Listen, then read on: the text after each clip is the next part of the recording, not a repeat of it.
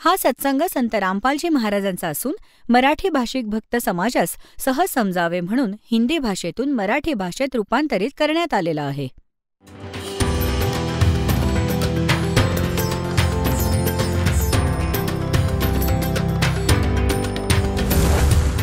और ज्ञान सब ज्ञान डी कबीर ज्ञान सो ज्ञान और जैसे घोड़ा तोब कायम करता चले मैदान. जगद्गुरु तत्वदर्शी संत रामपालजी महाराजांचे अमृत वचन सर्व पवित्र धर्मांच्या व पवित्र शास्त्रांच्या आधारावर. आता हे पहा, ही आहेत ज्योत निरंजनची 21 ब्रह्मांड. हे सगळं चित्र पहा. ह्यामध्ये काय केलंय याने, ही जी चेंडूसारखी दिसतायत हे समजा एक ब्रह्मांड आहे. आता हे ब्रह्मांड अशा 5 ब्रह्मांडांचा एक गट बनवला याने. याला महाब्रह्मांड म्हणतायत. महाब्रह्मांड आहे हे. तर अशा 4 महाब्रह्मांडांनी ह्या 20 ब्रह्मांडांना रोखून धरलं आहे. ही स्वतंत्रपणे आपापली फिरत असतात आणि ही स्वतःही वेगवेगळी फिरत असतात. लोक पण फिरत असतात. हा अजून एक लोक गुप्त आहे त्यांचा. आणि इथे याने एक नकली लोक, नकली सतलोक, नकली अलखलोक, नकली अगमलोक, नकली अकय अनामी लोक याची रचना पण केली आहे. आणि अशा प्रकारे प्रत्येक ब्रह्मांडामध्ये याने हे एक ब्रह्मांड आहे. आता त्याची तर 21 महाब्रह्मांड आहेत. ह्या एका ब्रह्मांडामध्ये पाहूया. पहा, यामध्ये महाइंद्राचा द्वीप आणि मग नकली सतलोक, नकली अलखलोक, नकली अगमलोक, नकली अनामी लोकाची रचना केलेली आहे आपल्या दुर्गाने, मायाने, शक्तीने जीवांना फसवायला. आता ही 21 ब्रह्मांड आहेत काळाची आणि हा रस्ता आहे, हा याच्यामधून रस्ता आहे बाहेर जायचा. आता पहा, हे एक ब्रह्मांड आहे. आत्तापर्यंत जी 10 द्वारं सांगितली आहेत ते 10वं द्वार जे आहे हे आहे 10वं द्वार एका ब्रह्मांडाचं. म्हणजे ह्या इथे तो बाहेर जाईल ना. जेव्हा 10व्या द्वारातून बाहेर जाईल तो मनुष्य, त्यानंतर तो इथं येईल. 10वं द्वार इथे पार करेल. तर ही व्हेकंट प्लेस आहे. इथून निघून तो इथे धक्के खात राहतो ह्या रिक्त स्थानावर. हे चहूबाजूंनी रिकामा आहे. आता ह्या 12व्या द्वारावर जाऊन आपला मोक्ष होईल. आता पहा, असं हे कंप्लीट एक चित्र आहे असंख्य ब्रह्मांडाचं. आता पहा, ही 21 ब्रह्मांड काळाची झाली. ही 21 ब्रह्मांड काळाची. ठीक आहे, हे असंच चेंडूसारखं. आणि हे 7 शंख ब्रह्मांड आहे परब्रह्म म्हणजे अक्षर पुरुषाचं. हे इथले हे 7 शंख ब्रह्मांड आहे त्या काळाचे. असंख्य ब्रह्मांड म्हणजे 7 शंख ब्रह्मांड. आणि ह्या संपूर्ण ब्रह्मांडाचा नियंत्रक आहे कबीर परमात्मा. हे यांची असंख्य ब्रह्मांड आहेत. यांची ही 21 ब्रह्मांड आहेत इथं. आणि हे 7 शंख ब्रह्मांड यांचं आहे. आणि वरती कुळाचे स्वामी कबीर साहेब आहेत. हे परमात्मा सर्वात वरती 3ऱ्या मुक्तिधामामध्ये इथे विराजमान आहेत.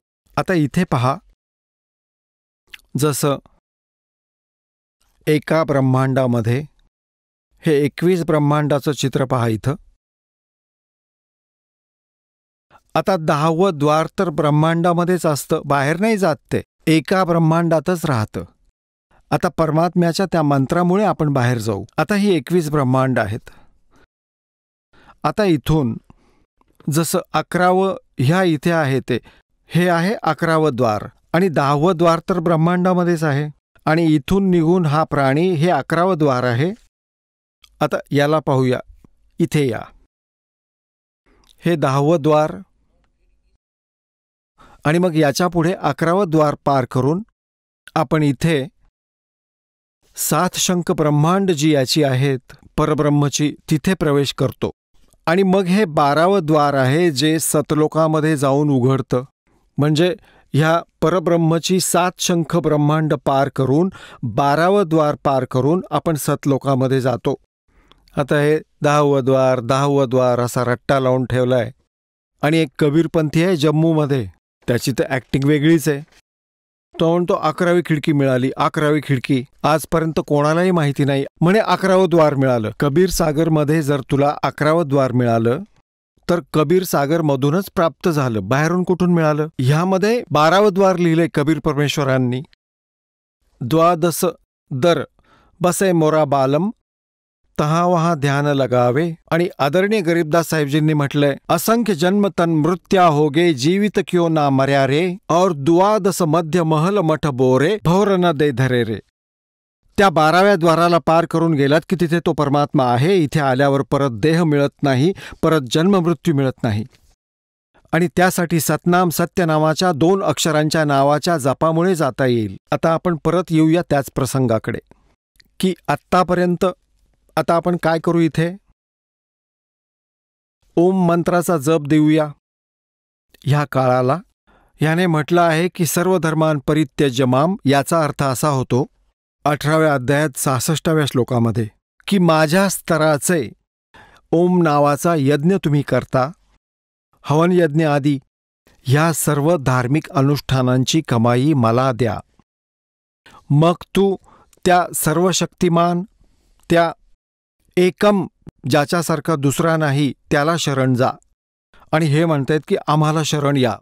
2ऱ्या अध्यायाच्या 7व्या श्लोकामध्ये अर्जुन म्हणतो की मी आपल्या शरणी आहे. ह्याच्या शरणी तर आधीच होता आणि माझी बुद्धी काम करत नाही. माझ्या हिताबद्दल तुम्ही सांगा, मी तर शरण आहेच. आणि परत हे म्हणतायत की माझ्या शरण ये. हे तर व्रज म्हणजे जाणे. आता दाखवतो तुम्हाला. हा पहा, एक शब्दकोश दाखवतो. हा आहे संस्कृत हिंदी कोश. वामन शिवराम आपटे याचे संग्रह करता आहेत. हे Motilal Banarsidas publishers private limited Delhi यांचं प्रकाशन आहे. ह्याच्या 993 पानावर तुम्हाला घेऊन जातो. हे पहा, इथे काय लिहिलंय? व्रज. व्रज शब्द आहे. व्रज म्हणजे जाणे, चालणे, प्रगती करणे, विदा होणे, जाणे, चलणे. स्पष्ट झालं की व्रज म्हणजे जाणे होतं, येणं नाही होऊ शकत. हे नकली. आता ह्या नकली लोकांचं दाखवतो तुम्हाला सारं सोंग. 10 मिनिटांचा सत्संग पुण्यात्म्यांनो, ध्यान देऊन ऐका. आता गीता प्रेस गोरखपूरवाल्या पुस्तकात आपण पाहिलं की व्रज म्हणजे येणं, माझ्या शरणमध्ये या. आता दाखवतो तुम्हाला आसारामजी महाराजांच्या द्वारे प्रकाशित श्रीमद भगवद्गीता, संत श्री आसाराम आश्रम, अहमदाबाद. हे पहा, संत श्री आसारामजी आश्रम यांना ओमच्या पुढे काही गरज नाही. अहमदाबाद. श्री योग वेदांत सेवा समिती, संत श्री आसारामजी आश्रम, संत श्री आसारामजी बापू आश्रम मार्ग, अहमदाबाद. आश्रम रोड, जहांगीरपुरा. हे यांचे फॅक्स आणि फोन. आता इथे पहा, हा 18व्या अध्यायाचा 18वा अध्याय संक्षिप्त. मोक्ष संन्यास योग. 66वा श्लोक. सर्व धर्मान परित्यज्य मामेकम शरणम व्रज. संपूर्ण धर्म म्हणजे संपूर्ण कर्तव्य व कर्माचा त्याग करून तू मला सर्वशक्तिमान सर्वाधार परमेश्वराला शरण ये. ठीक आहे. आता नंबर 2 हा दाखवतो सतपाल हंसादेश द्वारा केलेलं भाषांतर. हा कुठे छापलाय? श्रीमद भगवद्गीता जगद्गुरु. जगद्गुरु बंदे विष्णू, श्रीकृष्ण बंदे जगद्गुरु. श्रीमद भगवद्गीता. अनुवादक आहेत ब्रह्मलीन महात्मा सत्यानंद, महात्मा सर्वाज्ञानंद, आदी संपादक हंसादेश. प्रकाशक आहेत मानव उत्थान सेवा समिती, 2/12, पंजाबी बाग, नवी दिल्ली. हे मुद्रक आहेत Rajeshwari photo setters private limited, Navi Delhi. आणि याचं हे पहा, हे सतपालजी महाराज आहेत. श्री सतपालजी महाराज. हे पहा, यांना मान्य आहे हा अनुवाद. हा 18वा अध्याय, 18दशोध्याय. आणि ह्या इथे पहा 61, 62, 63 श्लोक आहे. 64 पासून 66 पर्यंत इथे आहेत. सर्व धर्मान परित्यज्य मामेकम शरणम व्रज. याचा अनुवाद यांनी इथं केला आहे की सर्व धर्मांच्या कर्माला सोडून केवळ मला शरण ये. नंबर 2. आता तुम्हाला दाखवतो तिसरा, सुधांशुजी महाराज. हे सुधांशुजी महाराज यांनी हा कुठे छापलाय? प्रकाशक आहेत विश्व जागृती प्रकाशन, ओंकारेश्वर महादेव मंदिर, जी ब्लॉक, मानस सरोवर गार्डन, दिल्ली. मुद्रक आहेत इंटर इंडिया पब्लिकेशन्स, D17, राजा गार्डन, नवी दिल्ली. असं हे आहे.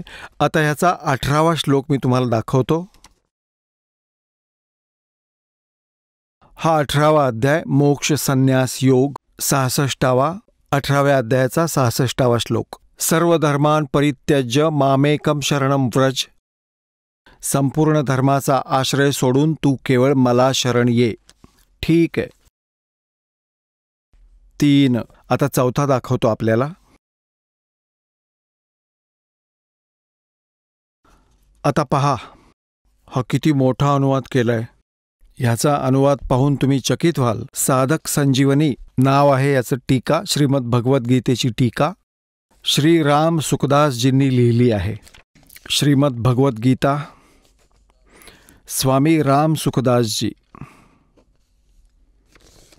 प्रकाशक आणि मुद्रक आहेत गीता प्रेस, गोरखपूर, कोलकाता का संस्थान. गोविंद भवन कार्यालय, कोलकाता का संस्थान. हे त्यांचे फोन नंबर आणि फॅक्स नंबर. यांनी तर कमालच केली आहे. पहा, हे पहा, 18व्या अध्यायाचा 66वा श्लोक.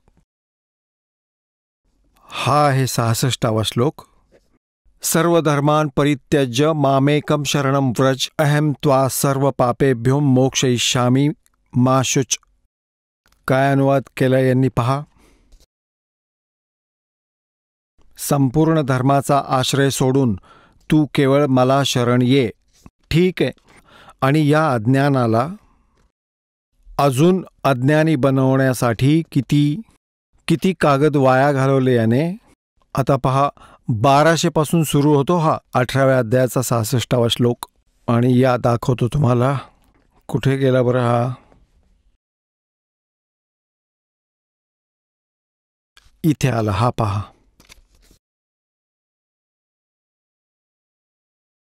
1200 पासून 1217 पर्यंत, ह्या 1217व्यापर्यंत किती छोटं लिहिलं आहे. या 18व्या अध्यायातील 66व्या श्लोकाचं एंड वेंड लिहिता लिहिता 17 पानं भरली यांनी. आणि यात कख पण नाहीये. आणि किती छोटं अक्षर आहे. वर्तमानपत्रात असतं तसं हे 17 पानात ठोकून दिलंय. 2 अक्षरांमध्ये लिहू शकला असता. व्रज म्हणजे जाणं. ह्या अज्ञानी लोकांना ज्ञान तर नव्हतंच, आणि बकवास भरून ठेवली याच्यामध्ये, अज्ञान भरून ठेवलं. आता पहा, दाखवतो तुम्हाला. सर्वपल्ली डॉक्टर राधाकृष्णन यांच्याबद्दल सांगतो. हे एक मोठे महापुरुष, यांच्यासारखा कोणीच नाही. भगवद्गीतेची व्याख्या प्रत्येक श्लोकापासून हे सुरू होते. आधुनिक भारताचे सर्वश्रेष्ठ तत्त्वज्ञानी डॉक्टर सर्वेपल्ली राधाकृष्णन यांनी आपल्या शैलीत लिहिलेली भगवद्गीता हिंद पॉकेट बुक्सने प्रकाशित केली आहे. आणि ह्याचे मुद्रक आहेत .सिक्युरिटी प्रेस प्रायव्हेट लिमिटेड. आता पहा, यांनी सुद्धा काय लिहिलं आहे. 18व्या अध्यायाचा 66वा श्लोक. सर्व धर्मान परित्यज्य मामेकम शरणम व्रज. सर्व कर्तव्यांना सोडून तू फक्त मला शरण ये. ठीक आहे. अजून एक दाखवतो आपल्याला. हे सगळे लोक खूप खोटं सांगतायत. हे पहा, श्रीमद भगवद्गीता यथार्थरूप इस्कॉनवाल्यांनी लिहिली आहे ही. कृष्ण कृपा मूर्ती श्री श्रीमद AC भक्ती वेदांत स्वामी प्रभुपाद, संस्थापक आचार्य आंतरराष्ट्रीय कृष्ण भावनामृत संघ. ही कुठे छापली आहे पाहूया. गीतोपनिषद यथारूप संपूर्ण एवं अखंड संस्करण, द्वारा कृष्ण कृपा श्रीमूर्ती श्री श्रीमद एसी भक्तिवेदांत स्वामी प्रभुपाद संस्थापकाचार्य आंतरराष्ट्रीय कृष्ण भावनामृत संघ Bhaktivedanta book trust Los Angeles London Stockholm Sydney हाँगकाँग मुंबई हे इथून छापलं जातं. आता पहा यांनी काय कमाल केली आहे. हा आहे 18व्या अध्यायाचा 66वा श्लोक. 66वा श्लोक हा इथे आला 66वा. सर्व धर्मान परित्यज्य मामेकम शरणम व्रज अहम त्वा सर्व पापेभ्यो मोक्षयिष्यामि मा शुच. इथे अनुवाद केलाय यांनी. पहा यांची तर वेगळीच आहे कलाबाजी. यांनी पहिल्यांदा मिनिंग लिहिलेत. मिनिंग सर्व धर्मान म्हणजे सर्व प्रकारचे धर्म, परित्यज म्हणजे त्यागून, माम म्हणजे माझी, एकम म्हणजे एकमात्र, शरणम म्हणजे शरणमध्ये आणि व्रज म्हणजे जा. इथे अर्थ तर बरोबर लिहिला. व्रजचा अर्थ जाणे असाच होतो. आणि पहा खाली अनुवाद काय केलाय. सर्व प्रकारच्या धर्माचा त्याग करा आणि मला शरण या. अरे वा इंग्रजांनो,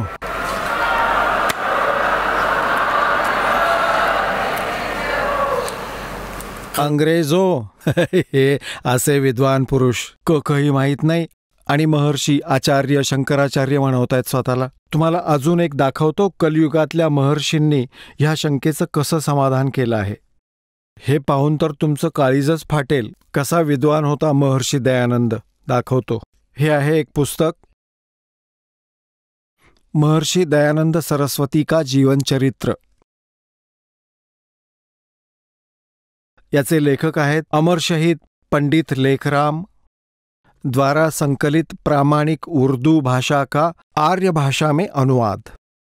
अनुवादक आहेत आर्य महोपदेशक श्री कविराज रघुनंदन सिंह निर्मल. संपादक आहेत श्री पंडित हरिश्चंद्र विद्यालंकार. प्रकाशक आहेत आर्य समाज नया बांस दिल्ली स्वर्ण जयंती के उपलक्ष्य में. आता याच्या 208व्या पानाकडे घेऊन जातो आपल्याला. हे 208 पृष्ठ आहे. आणि कोणता प्रसंग आहे हा. जीवनचरित्र महर्षी दयानंद सरस्वती. मिर्झापूरच्या घटना आहेत या. इथे लिहिलंय एकदा ह्याच्याकडे काय लिहिलंय. राम गोपाल वैश्य याने जो वैदिक होता खूप सारी टीकाएं म्हणजे त्याने अनुवाद पाहिले गीतेचे, परंतु एका श्लोकाबद्दल त्याला जी शंका होती ती दूर झाली नाही. शेवटी एक दिवस तो आम्हाला सोबत घेऊन लेखक म्हणतो स्वामीजी म्हणजे महर्षी दयानंदांच्याकडे गेला आणि स्वामीजींना म्हणाला की तुम्हाला काही विचारायचं आहे. त्यांनी आज्ञा दिल्यावर त्याने हा श्लोक वाचला. सर्व धर्मान परित्यज्य मामेकम शरणम व्रज. स्वामीजी म्हणाले आता पहा रामगोपाल वैश्य हा वैदिक होता, बुद्धिमान होता. लालाजी वैश्य होता, बुद्धिमान होता. त्याला ही गोष्ट खटकली की व्रजचा अर्थ जाणे असा होतो आणि सगळे येणं असं म्हणतायत. तर महर्षी दयानंदांचा खूप बोलबाला होता. तर तिथे गेला. त्यांना विचारलं महाराज याचा अर्थ सांगा. समाधान करा की व्रजचा अर्थ जाणे असा होतो, येणं असं का करतायत सगळे. तर निघाले मग महर्षी दयानंद ह्याचं समाधान करायला. पहा स्वामीजी म्हणाले सर्व धर्मान परित्यज्य मामेकम शरणम व्रज. ह्या व्रजचं समाधान करायला निघालेत स्वामी दयानंद. स्वामीजी म्हणाले शकंध्वादिषु पररूपम वाच्यम. ह्या वार्तिकच्या वकाराच्या आकाराच्या पुढेपर्यंत जो आकार राहिला त्याच्याशी तद्रूप झाला. अर्थात तो शब्द धर्म असाच राहिला, परंतु वास्तवात अधर्म आहे. अर्थ अधर्म होईल हे ऐकून तो खूप प्रसन्न झाला. पहा लेखक त्याची प्रशंसा करतायत की स्वामी दयानंदांनी त्याचं समाधान केलं. ते म्हणाले की व्रजचा अर्थ जाणे असा नाही पण येणे असा होतो. काय म्हणतायत वार्तिकाचं वकाराचं आकाराचं धर्माचा अधर्म झाला, अधर्माचा धर्मच राहिला आणि म्हणतायत की तो खूप खुश झाला, त्याचं समाधान झालं.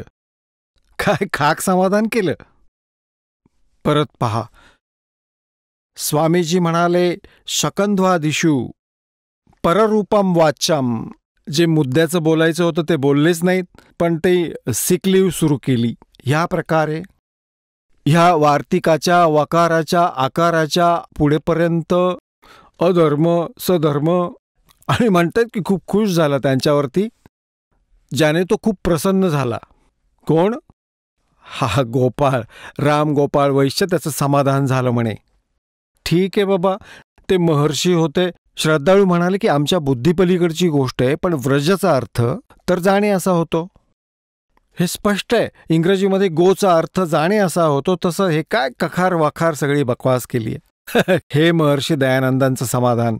निरंजन धन तेरा बार, निरंजन धन तेरा दरबार, जहाँ पर तनिक ना न्याय विचार, वैसा उड़े मुल मुल खासा गल मोतियों के आर, वैसा उड़े मुल मुल खासा गल मोतियों के आर, पतिव्रता को मिले न खादी वो सूखा नरस आहार, निरंजन धन तेरा दरबार, निरंजन धन तेरा दरबार, जहाँ पर तनिक न न्याय विचार, पाखंडी की पूजा जग में संत को कहें लबार, पाखंडी की पूजा जग में संत को कहें लबार, अज्ञानी को परम विवेकी, ज्ञानी को मूढ़ गंवार, निरंजन धन तेरा दरबार, निरंजन धन तेरा दरबार, जहाँ पर तनिक न न्याय विचार, कहे कबीर सुनो भाई साधो ये सब उल्टा व्यवहार, कहे कबीर सुनो भाई साधो यहाँ सब उल्टा व्यवहार, सच्चों को तो ये झूठा बतावे, इन झूठों का एतबार, निरंजन धन तेरा दरबार, निरंजन धन तेरा दरबार, जहाँ पर तनिक न न्याय विचार, कहे कबीर सुनो भाई साधो या सब उल्टा व्यवहार, कहे कबीर सुनो भाई साधो या सब उल्टा व्यवहार, सच्चों को तो ये झूठा बतावे, इन झूठों का एतबार, निरंजन धन तेरा दरबार, निरंजन धन तेरा दरबार, जहाँ पर तनिक न न्याय विचार. परमात्मा म्हणतायत, हे बघ, खोट्या लोकांवरच हे सगळे विश्वास करून बसलेत आणि माझ्यासारख्या खऱ्यांवर ते विश्वास करत नाहीयेत. निरंजन धन तेरा दरबार. आता पुण्यात्म्यांनो, आजचा हा सत्संग खूप महत्त्वपूर्ण राहिला तुमच्या सर्वांसाठी. पुण्यात्म्यांनो, पहा, कष्ट तर शाळेत शिकणारा लहान मुलगाही कष्ट करतो, घरीही अभ्यास करतो, ट्युशनलाही जातो, शाळेत पण अभ्यास करतो आणि मग तो योग्य होतो. तर इथे थोडंसं आज अधिक वेळ घेतला दासाने, कारण की ही वेळ काही परत परत येत नाही. एक तर आपल्यासमोर हे स्पष्ट झालं की परमेश्वर साकार आहे, सशरीर आहे, मनुष्य सदृश्य आहे आणि त्याचं नाव कबीर आहे. दुसरी ही गोष्ट अशी स्पष्ट झाली की 3 मंत्रांच्या जपामुळे ह्या जीवांना मोक्ष मिळेल. आणि आधी जे मंत्र आहेत, फर्स्ट एड जे आपल्याला इथपर्यंत स्पष्ट करेल, आणि त्याच्या पुढे मग तो त्रिकुटीवर आपण ह्या ब्रह्मच्या ओम नावाच्या जपाची कमाई देऊ. ते म्हणतायत, सर्व धर्मान परित्यज्य माम, माझ्या स्तराच्या तुझ्या ज्या धार्मिक क्रिया आहेत, ओम नामापासून ते यज्ञ इत्यादी, मला सोडून दे.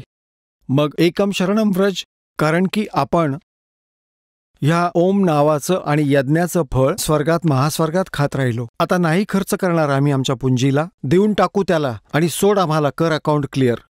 मग असं म्हणतायत की मी तुला सर्व पापांमधून मुक्त करेन. पापांच्या आधारामुळे आपण गाढव कुत्रा बनून राहिलो आणि पुण्य तर आम्ही याच्या स्वर्गात याच्या हॉटेलमध्ये बर्बाद करतो. तर परमात्म्याच्या ज्ञानामुळे आम्ही यांना काही सोडणार नाही, त्याला देऊन टाकू, मोकळं कर आम्हाला. आणि मग जो दुसरा मंत्र आहे तत्मंत्र, ते 7 शंख ब्रह्मांडाचं भाडं आहे. परब्रह्म म्हणजे अक्षर पुरुषाच्या लोकातून पार होण्याचं. त्याचं अकाउंट तिथे जाऊन क्लिअर करू, त्या 11व्या द्वारामध्ये देणं देऊन त्याच्याकडून तिकीटं घेऊन त्याचा क्लिअरन्स. आणि मग तिसरं नाम जे सारनाम आहे ते सचखंड सतलोकात पोचवतं. बोला सद्गुरुदेव की जय.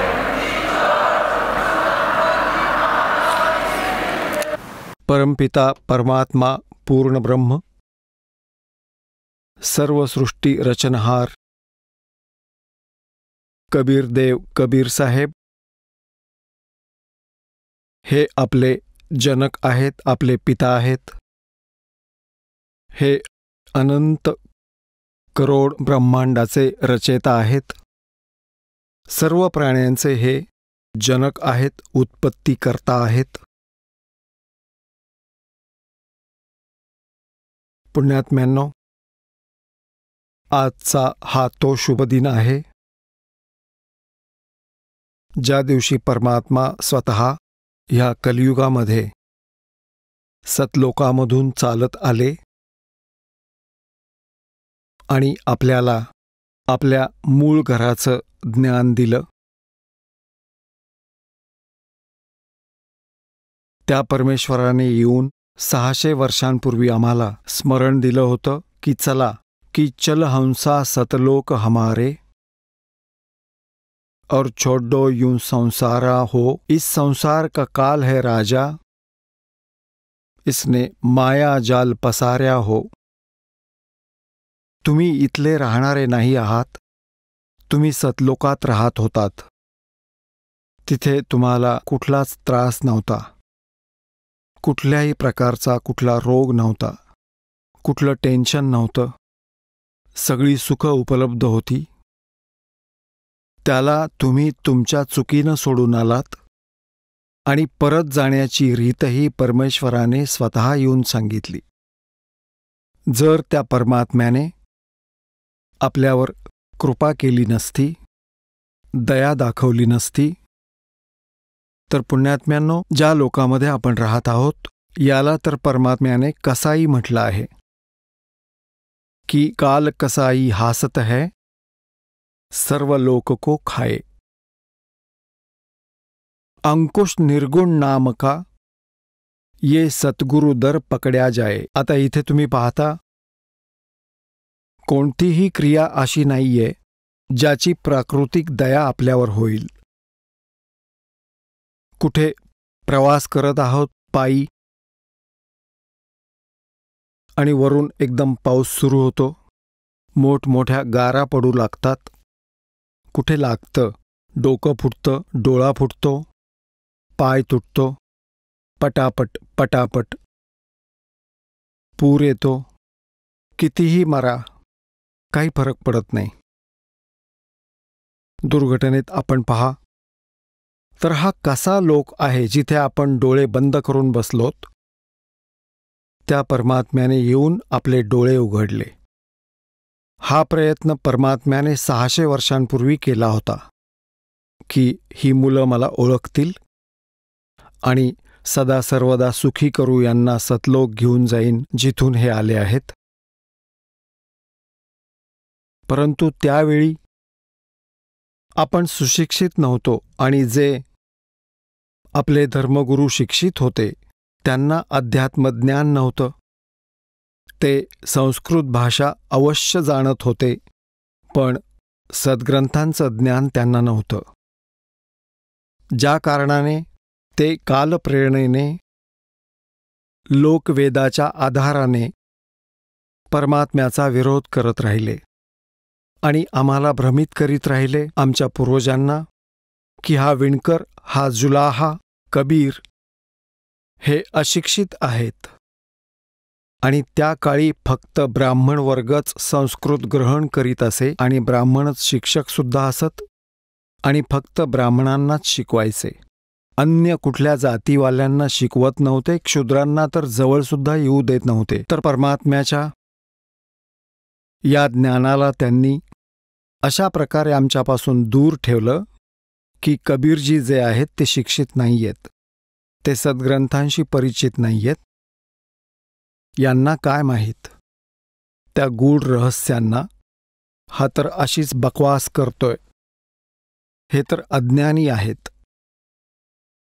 आणि परमात्मा म्हणत असत, निरंजन धन तेरा दरबार, निरंजन धन तेरा दरबार, जहाँ पर तनिक ना न्याय विचार, वैसा ओढ़े मुल मुल खासा, गल मोतियों के आर, वैसा ओढ़े मुल मुल खासा, गल मोतियों के आर, पतिव्रता को मिले न खादी, सूखा नरस आहार, निरंजन धन तेरा दरबार, निरंजन धन तेरा दरबार, जहाँ पर तनिक न न्याय विचार, पाखंडी की पूजा जग में संत को कहें लबाड़, पाखंडी की पूजा जग में संत को कहें लबाड़, अज्ञानी को परम विवेकी, ज्ञानी को मूढ़ गंवार, निरंजन धन तेरा दरबार, निरंजन धन तेरा दरबार, जहाँ पर तनिक न न्याय विचार, कहे कबीर सुनो भाई साधो, यहाँ सब उल्टा व्यवहार, कहे कबीर सुनो भाई साधो, यहाँ सब उल्टा व्यवहार, सच्चे को तो ये झूठा बतावें, इन झूठों का एतबार, निरंजन धन तेरा दरबार, निरंजन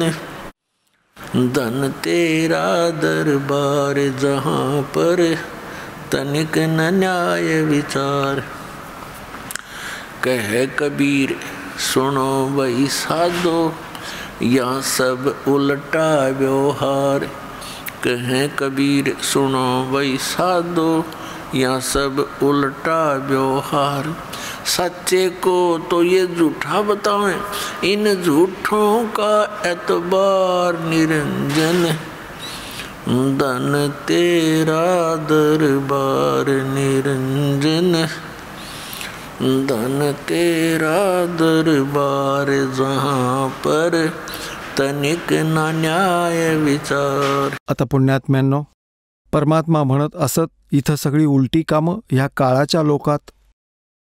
एका नेक नीतीनं राहणाऱ्या पतिव्रता स्त्रीला नीट भोजनसुद्धा प्राप्त होत नाही, आणि एका वाईट काम करणाऱ्या मुलीला इथल्या सर्व सुविधा प्राप्त होतात. याच्याशीच तुलना करत परमात्म्याने म्हटलं की पाखंडींची पूजा होते जगात, आणि संतांना लबाड म्हणतात. मला तर हे म्हणतायत की मी मूर्ख आहे, लबाड आहे, तोंडात येईल ते बोलतायत.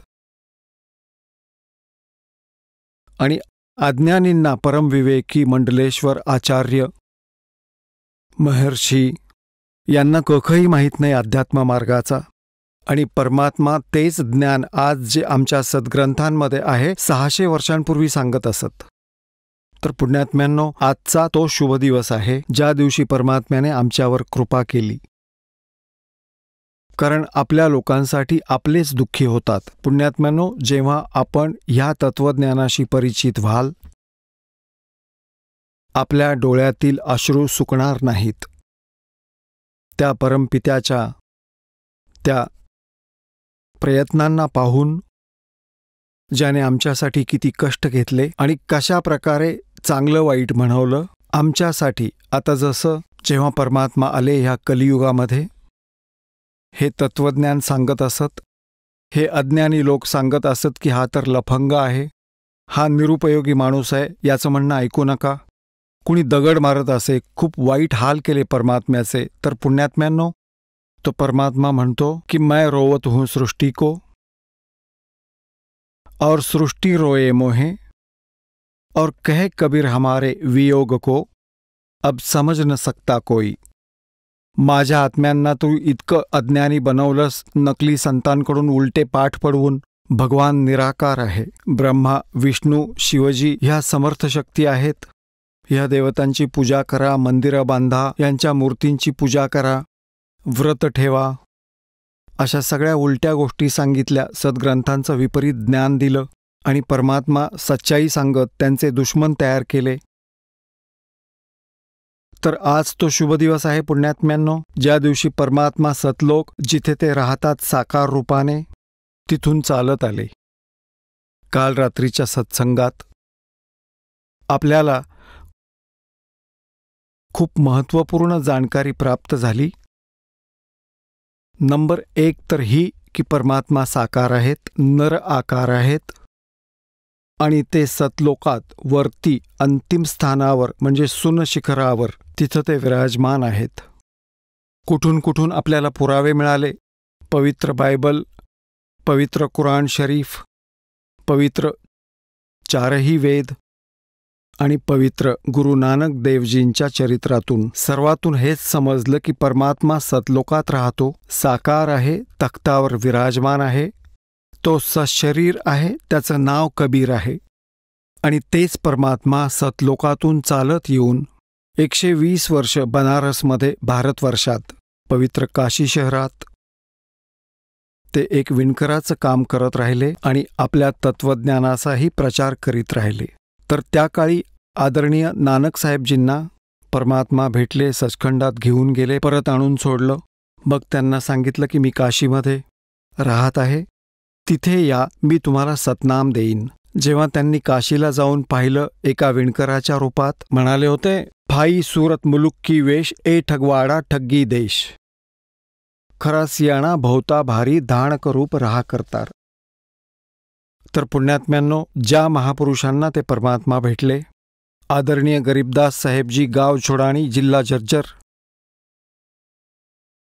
हरियाणावाल्यांना ते म्हणाले, परमात्मा असे सतलोकात घेऊन गेले, परत आणून सोडलं. गरीबदासजींच्या आत्म्याला त्यांनी डोळ्यांनी पाहिलेला परमात्म्याचा महिमा कलमतोड वर्णित केला. अनंत कोट ब्रह्मांड का एक रति नहीं भारे, सतगुरु पुरुष कबीर हैं ये कुल के सिरजनहार. हम सुल्तानी नानक तारे दादू को उपदेश दिया, जात जुलाहा वेद न पाया वो काशी माए कबीर हुआ. पुण्यात्म्यांनो, आजचा तो शुभ दिवस आहे. परमात्मा प्रकट झाले इथं येऊन. परमेश्वर कबीरजींनी कोणा आईच्या पोटी जन्म नाही घेतला, त्यांचे कोणी माता पिता नाहीत, कारण ते सर्वांचे जनक आहेत. त्यांच्याविषयी खूपशा चुकीच्या धारणा या नकली लोकांनी पसरवल्या होत्या. कोणी म्हणायचं एक विधवा ब्राह्मणी होती आणि ती रामानंदजींच्या इथे, स्वामी रामानंदजी एक महर्षी होते, त्यांचे चरणस्पर्श करू लागली तर त्यांनी आशीर्वाद दिला, तू पुत्रवती हो. म्हणतात की त्यामुळे तिला गर्भ राहिला. मग ती म्हणाली की महाराजजी मी तर विधवा आहे. मग रामानंदजी म्हणाले की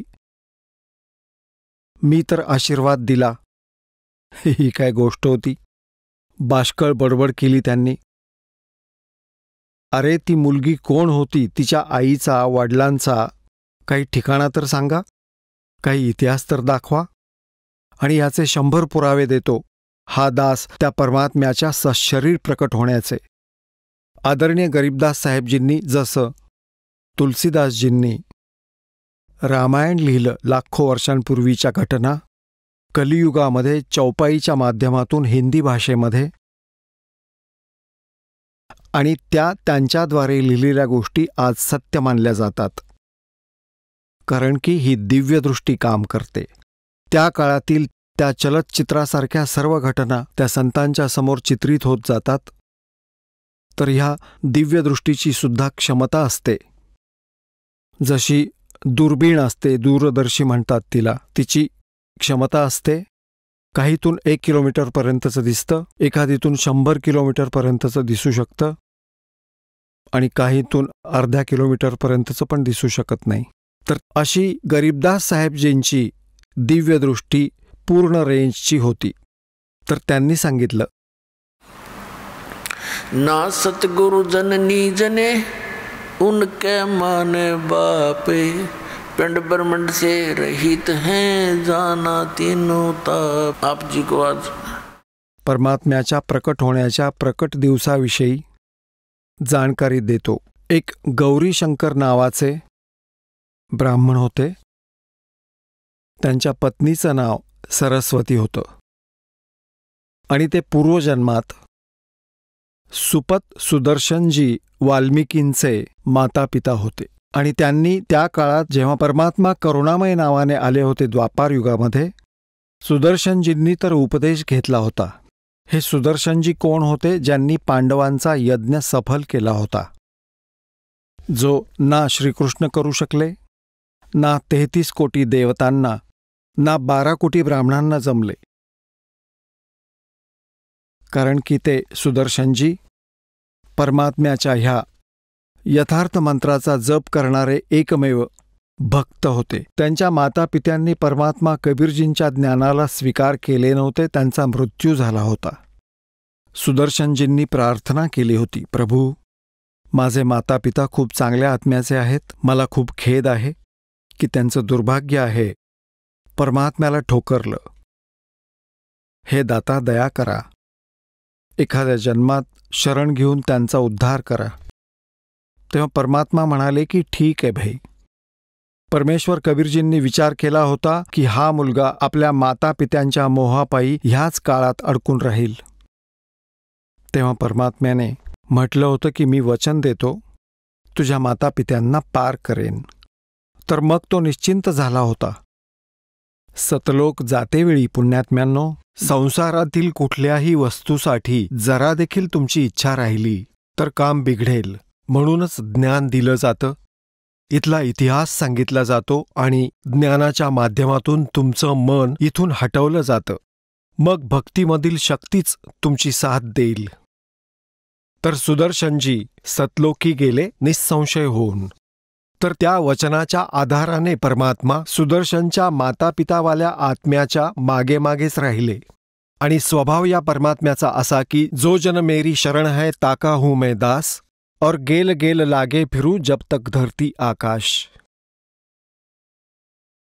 जो बच्चा गौ की नजर में यूं साई को संत, और भक्तों के पीछे फिरे ये भक्त वत्सल भगवंत. हे जे सुदर्शनजींचे मातापिता होते ते पुढच्या जन्मी ब्राह्मण आणि ब्राह्मणी झाले. तर कबीर परमेश्वर त्यांना 3 वर्षांच्या वयाचं बालक मिळालं होतं. ते निस्संतान होते, घरी घेऊन गेले.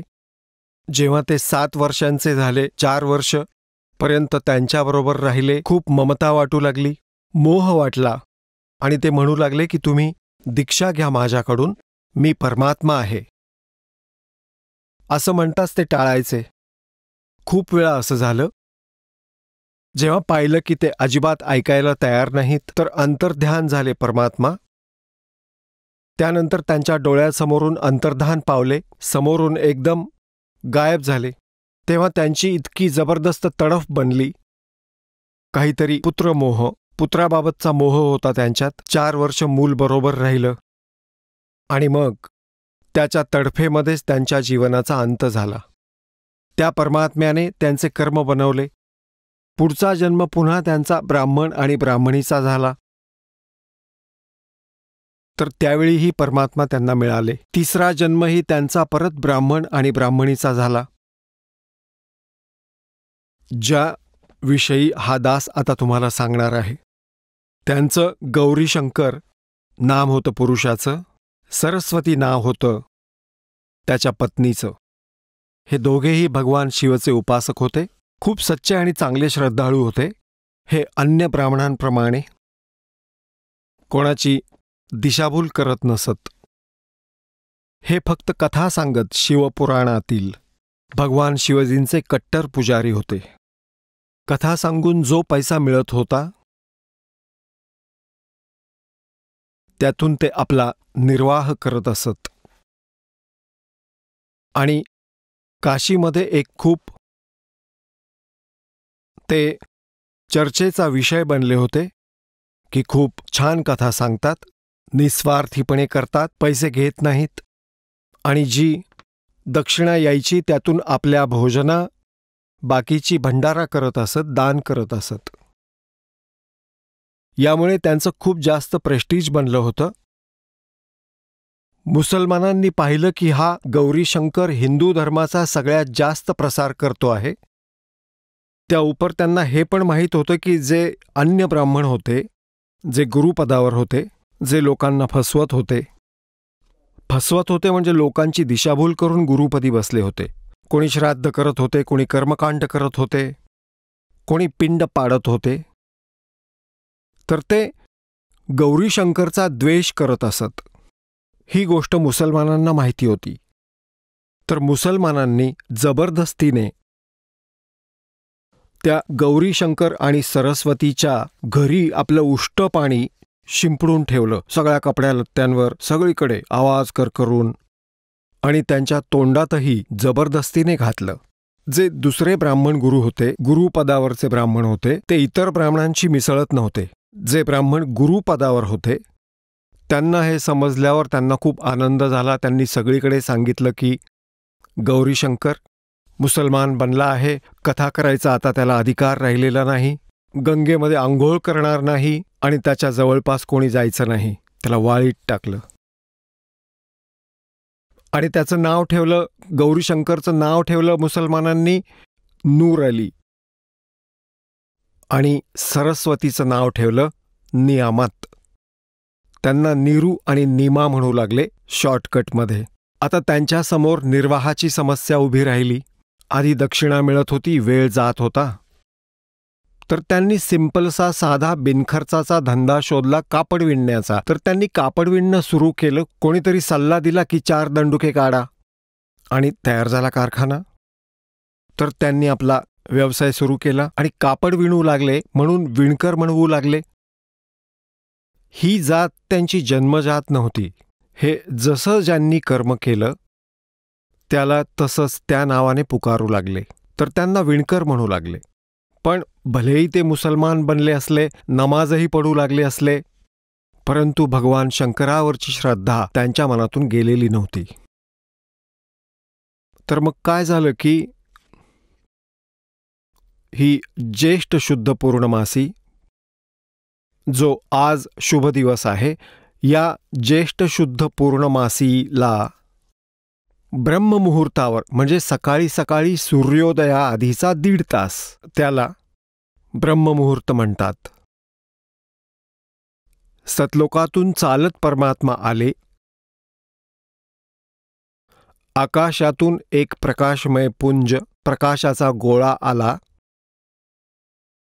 याचे साक्षीदार होते ऋषी अष्टानंदजी. एक लहरतारा नावाचा तलाव आहे, आणि तो जेव्हा गंगा नदी दुथडी भरून वाहते श्रावण आणि भाद्रपद महिन्यामध्ये, ते पाणी घाटावरून उसळून लाटांद्वारे एका खूप मोठ्या सरोवराचं रूप धारण करतं. त्याला लहरतारा नावाने ओळखू लागले.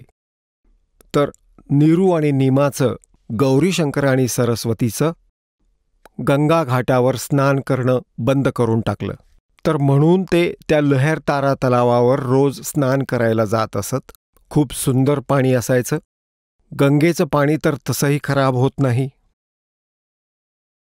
आणि खूप मोठं एक सरोवराचं रूप होतं. त्या लहरतारा तलावात एक रामानंद ऋषी यांचे शिष्य अष्टानंद ऋषीजी प्रतिदिन तेही स्नान करायला जात असत, आणि एकांत जागा पाहून प्राकृतिक सौंदर्य आणि शांततेचा सकाळी सकाळी तिथे आनंद घेत असत.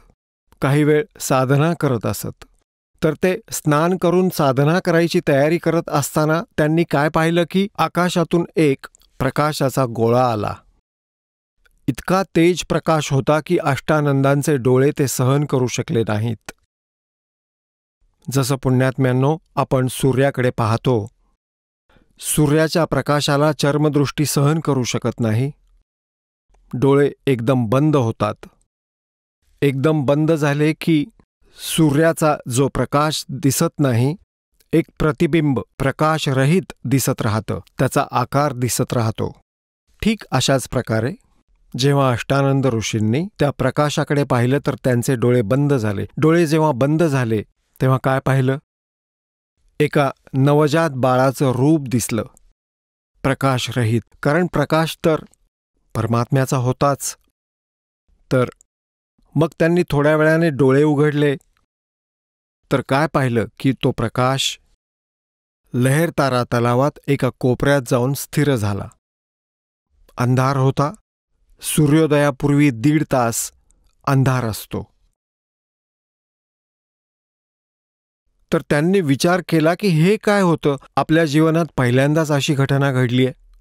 आपले गुरु स्वामी रामानंदजींकडे जाऊन याचं कारण विचारेन, आणि ते उठून गेले आणि जाऊन आपल्या गुरूंना स्वामी रामानंदजींना विचारलं की हे गुरुदेव, आज माझ्याबरोबर असा प्रसंग घडला.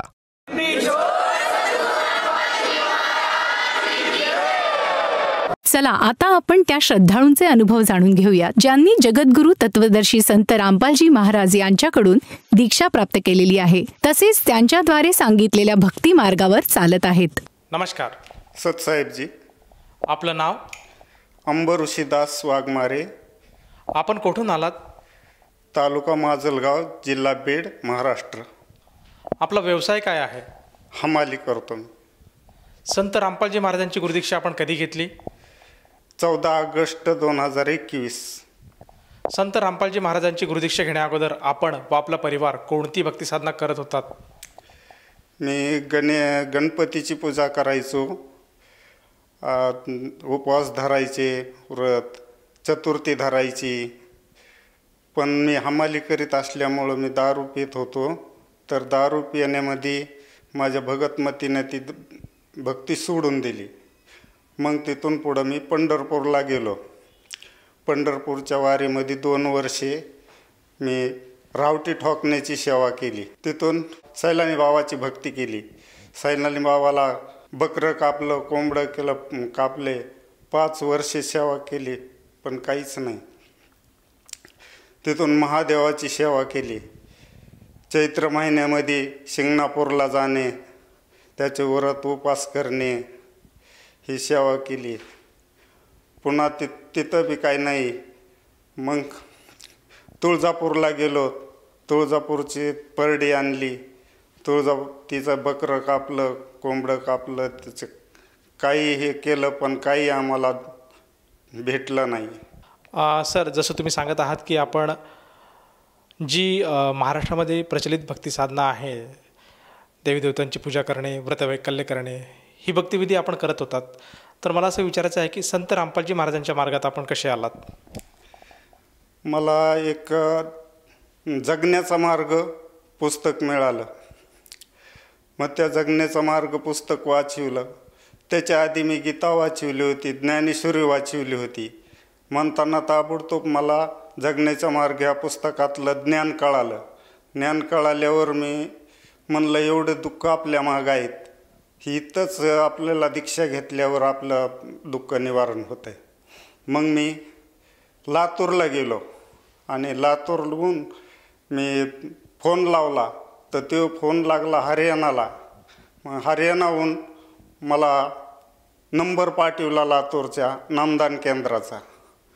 मग मी भगतजीला संपर्क करून मला त्याने नामदान केंद्रावर नेलं आणि नामदीक्षा दिली त्याने. सर, जसं तुम्ही सांगत आहात की संत रामपालजी महाराज लिखित जगण्याचा मार्ग हे पुस्तक आपण वाचलं आणि त्या ज्ञानाला आकर्षित होऊन आपण संत रामपालजी महाराजांची नामदीक्षा घ्यायची ठरवली आणि लातूर स्थित संत रामपालजी महाराजांच्या नामदान केंद्रावर जाऊन आपण नामदीक्षा घेतली.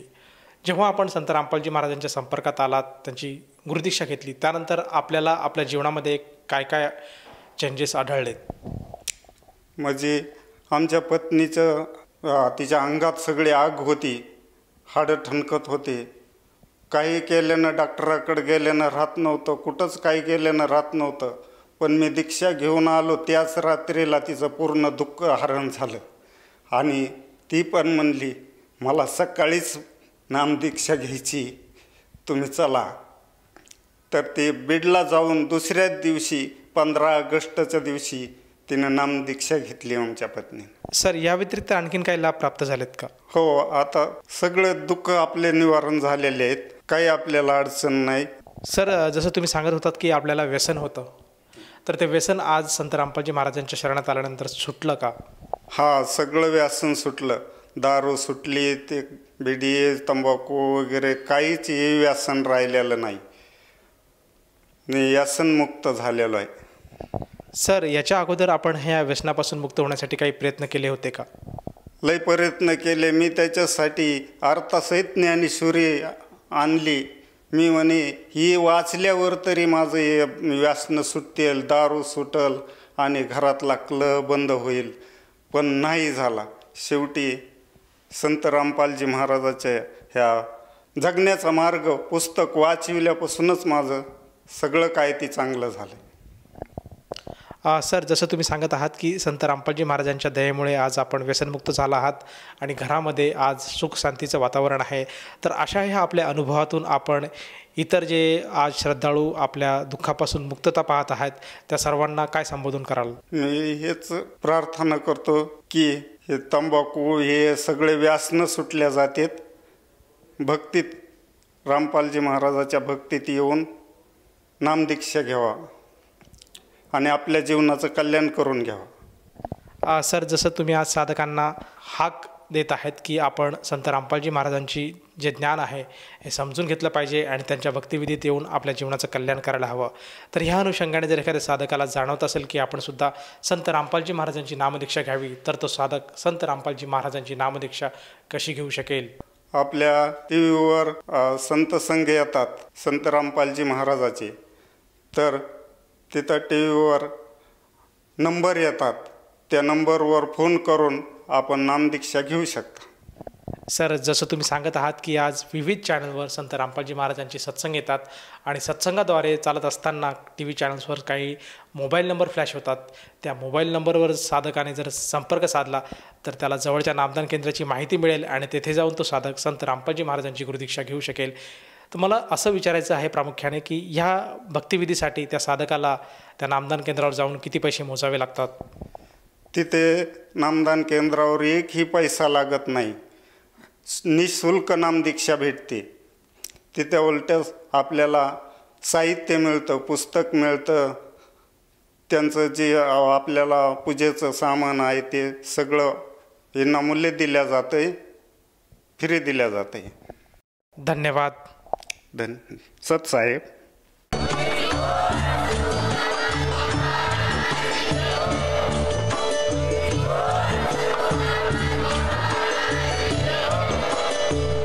आपण ऐकत होता जगद्गुरु तत्वदर्शी संत रामपालजी महाराज यांचे मंगल प्रवचन, ज्यांच्या शुभ आशीर्वादाने संपूर्ण विश्वामध्ये 500 पेक्षा जास्त नामदीक्षा केंद्र आहेत, जिथे निशुल्क नामदीक्षा दिली जाते.